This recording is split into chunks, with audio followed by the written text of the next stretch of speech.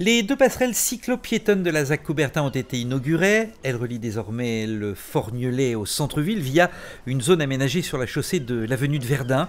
4200 lames de bois et une structure en métal composent ces deux passerelles au design très contemporain. On a choisi le bois, d'abord pour des raisons évidemment environnementales, pour diminuer le bilan carbone de l'ouvrage, mais aussi parce que ce bois, posé en claire-voie comme ça, ces lames de bois imputrescibles, du bois exotique certifié environnementalement, permettent d'avoir un ouvrage très transparent si vous regardez les vues depuis l'extérieur et en même temps très rassurant depuis l'intérieur quand on chemine.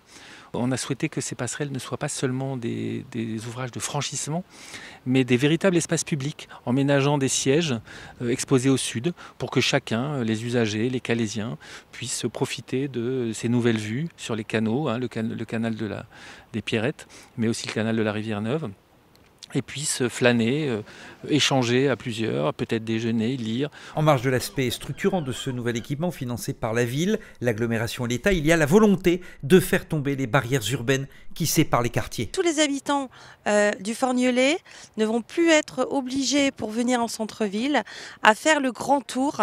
Ça nous amène aussi dans le projet que j'ai initié à amener des poumons verts et des respirations à 15 minutes de chaque quartier. On a été chercher auprès de l'État et donc du gouvernement près de 1 600 000 € de subventions, ce qui fait que le projet n'a quasiment rien coûté en termes de financement à la ville.